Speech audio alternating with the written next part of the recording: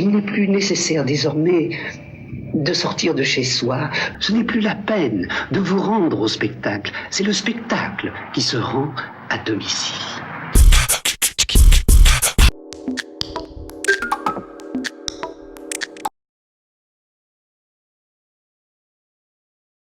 Donc, nous abordons la première des délibérations, qui n'est plus la délibération numéro 15, mais la délibération de dossier numéro 7, approbation des comptes de gestion du receveur pour l'exercice 2014. C'est Adi Benfedoul qui va présenter ce dossier. Merci, monsieur le maire. Avant de présenter le compte administratif 2014, le compte de gestion du receveur est un document de synthèse qui rassemble tous les comptes mouvementés au cours de l'exercice. Le compte de gestion répond à deux objectifs, justifier l'exécution du budget et présenter l'évolution de la situation patrimoniale et financière de la commune. Le compte de gestion est certifié par le receveur des finances avant d'être soumis à l'approbation ce soir donc, du conseil municipal. Le conseil municipal est invité à approuver les comptes de gestion 2014 du budget principal et des trois budgets annexes, l'abattoir, l'assainissement et l'eau potable. Les résultats sont récapitulés dans les tableaux joints. Le compte de gestion dressé pour l'exercice 2014 par le comptable est conforme à la comptabilité administrative. Il n'appelle ni observation ni réserve. Bien. Là, vis-à-vis de ce compte, on est un peu une chambre d'enregistrement. Le problème, c'est qu'il faut que le compte administratif soit en phase avec le compte de gestion. Donc on va peut-être tout de suite aborder. On va se prononcer. Je suis obligé de sortir. Voilà. Voilà. Le compte administratif, le compte de gestion, donc, qui est d'accord pour l'approuver. On regarde, voilà. Qui est en désaccord. Alors, on a d'autant moins de problèmes qu'il est confort que le compte administratif et le compte de gestion sont identiques dans les grandes lignes. Le compte administratif. Alors, le compte administratif, je vais vous présenter une présentation PowerPoint. Oui, on va peut-être se décaler.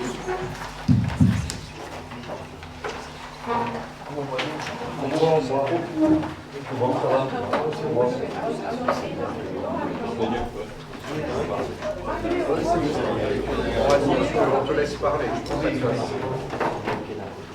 Très bien, donc le compte administratif 2014 qui retrace la situation réelle des finances de la ville.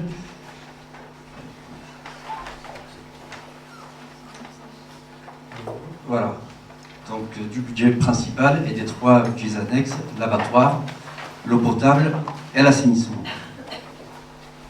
Je rappelle que malgré une situation difficile que nous avons trouvée en 2014, malgré un contexte budgétaire très compliqué, nous avons toujours affiché trois objectifs. Assurer l'équilibre budgétaire essentiel pour une équipe municipale.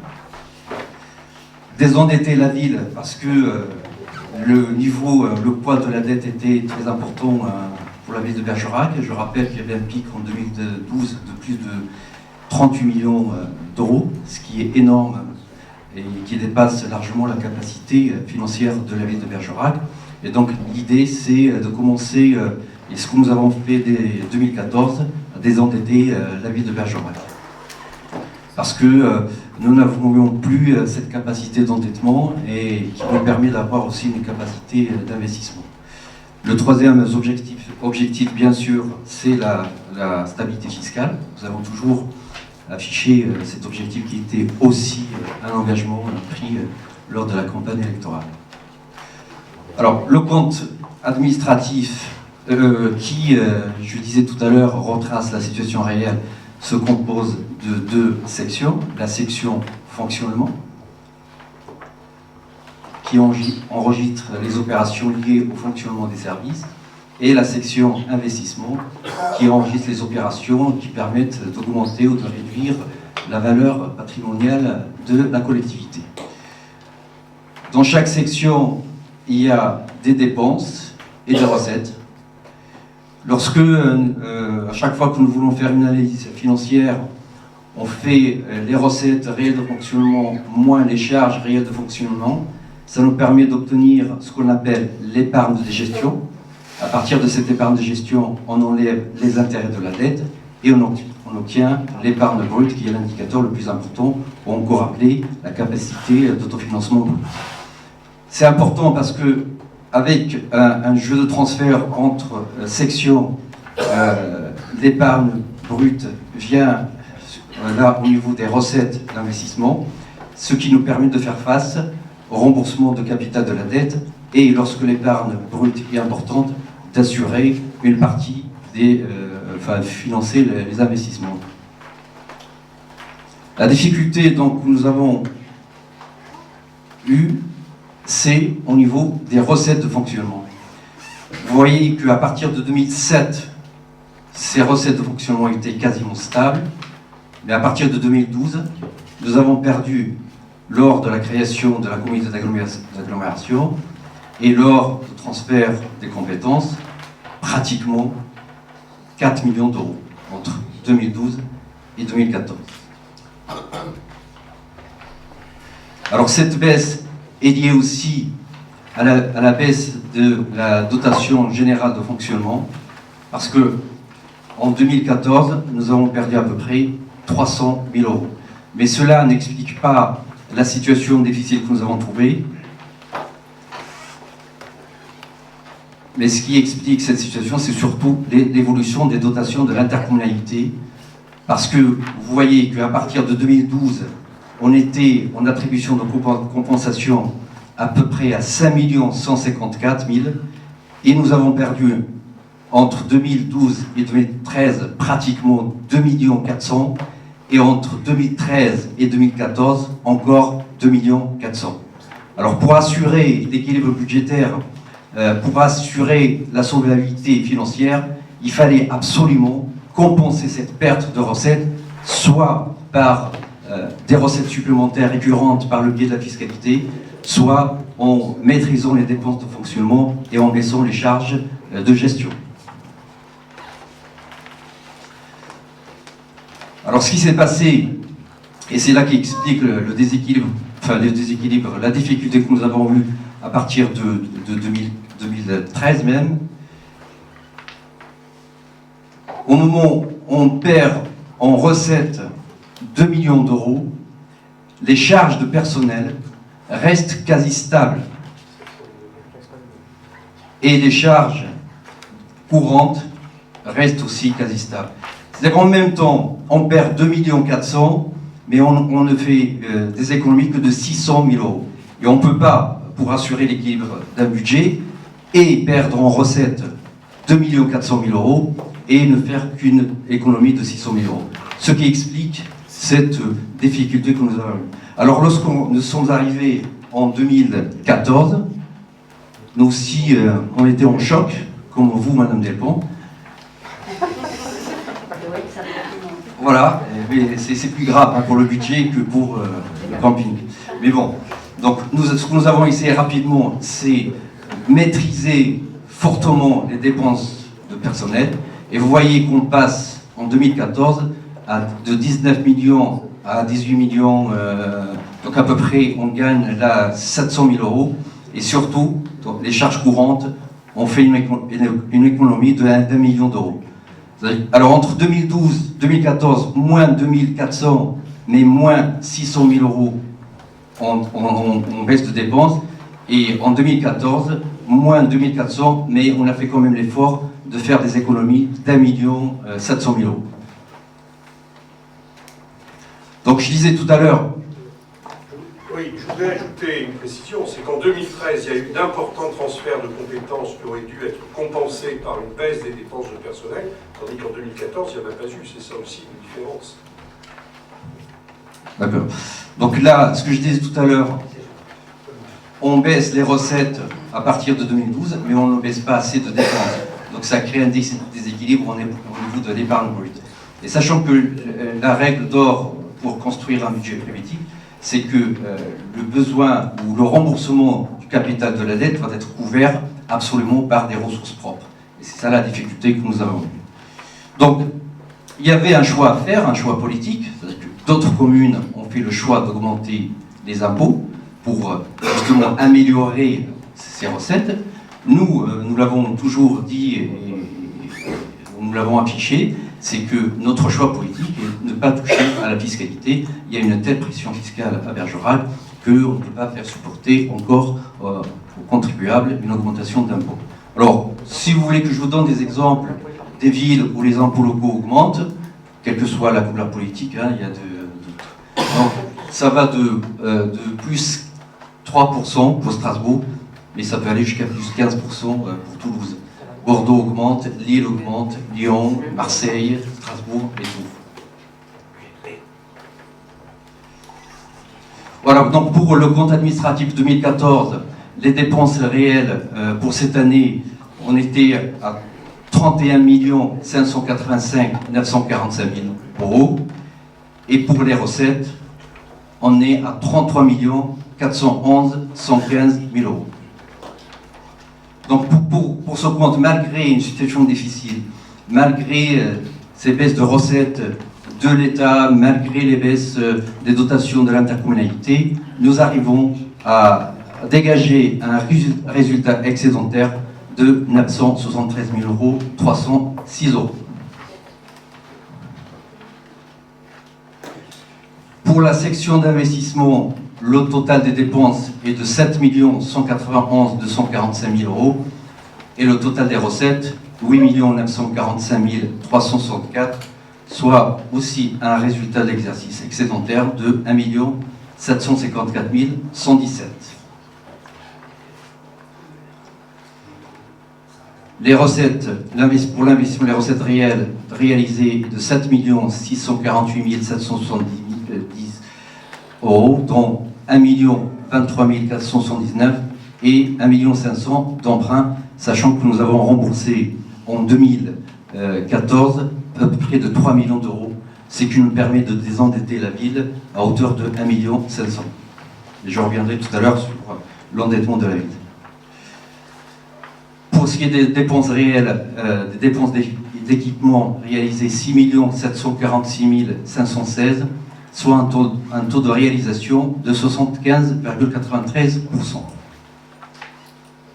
Pour les restes à réaliser, pour le total des dépenses, 1 296 483 et le total des recettes, 1 227 430. Voilà, donc l'endettement, qui est quand même un sujet qui est vraiment important, on a voulu vous montrer l'état de la dette de la ville de Bergerac à partir de 2007. Là, on était à 31 762 et on arrive à un pic en 2012 à 38 564, qui est insupportable pour une ville comme Bergerac. Donc, nous avons commencé ce travail de désendettement et on arrive en fin 2014 à 36 millions. Et notre objectif, c'est d'arriver en 2020 à moins de 30 millions d'euros. Ce qui nous permettrait de dégager une nouvelle fois une vraie capacité d'endettement et donc une vraie capacité d'investissement. Quelques éléments rétrospectifs sur les soldes intermédiaires de gestion. Donc vous voyez que la situation qui était difficile à partir de 2012, avec une baisse très sensible de résultats bruts, avec une baisse de l'épargne brute et avec une baisse de l'autofinancement courant, là, à partir de 2014, on commence à stabiliser ces trois indicateurs. Donc en conclusion, sur les objectifs, je le rappelle, nous avons trois objectifs: assurer l'équilibre budgétaire, désendetter la ville et bien sûr garder un niveau de fiscalité stable. Donc sur les objectifs, c'est la poursuite du désendettement à 30 millions d'euros d'ici la fin du mandat. Pour 2014, je disais tout à l'heure, nous avons remboursé près de 3 millions et nous avons emprunté 1,5 million, ce qui nous permet de désendetter la ville à hauteur d'1,4 million.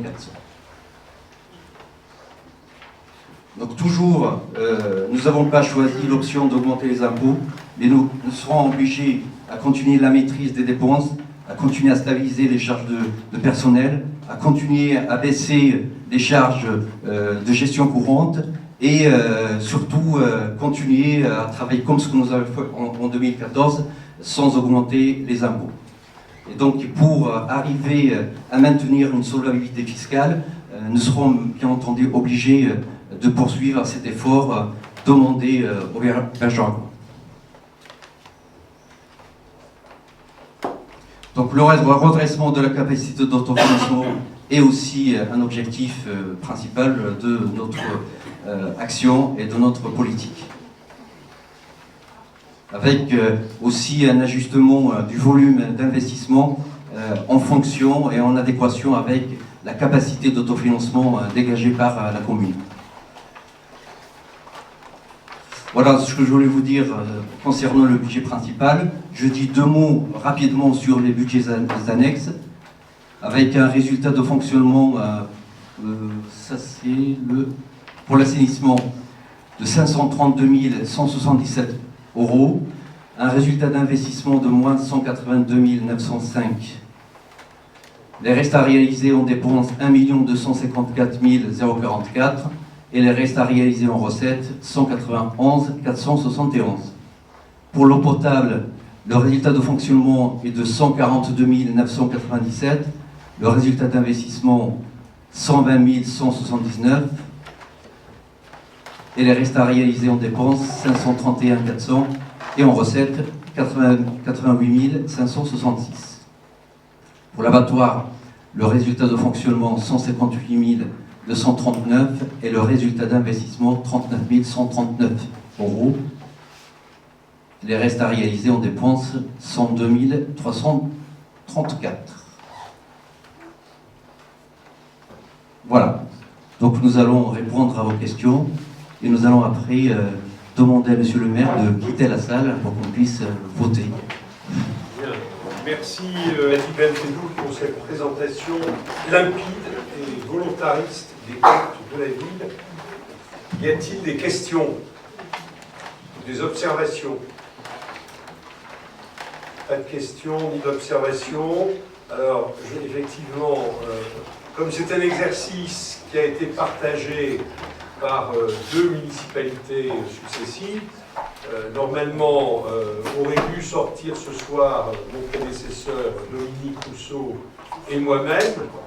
D'ailleurs, je pensais que c'était l'occasion pour les deux d'aller boire un verre ensemble. Mais malheureusement, M. Rousseau n'est pas là, donc je vais être obligé de sortir tout ça. Voilà.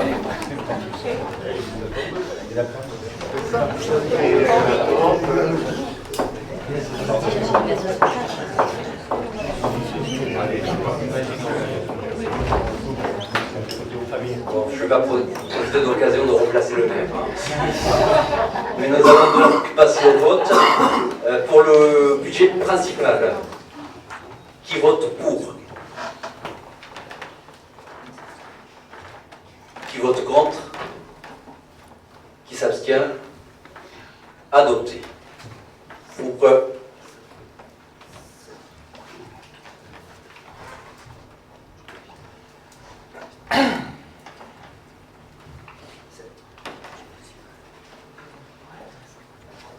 Pour l'assainissement, qui vote pour?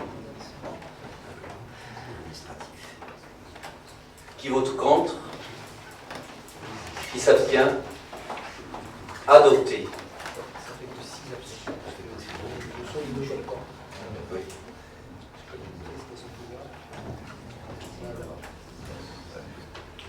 C'est bon? Pour l'eau potable, qui vote pour? Qui vote contre? Qui s'abstient? Adopté. Le dernier budget. Pour l'abattoir, qui vote pour? Qui vote contre? Qui s'abstient? Adopté. On va peut-être rappeler le maire, on continue.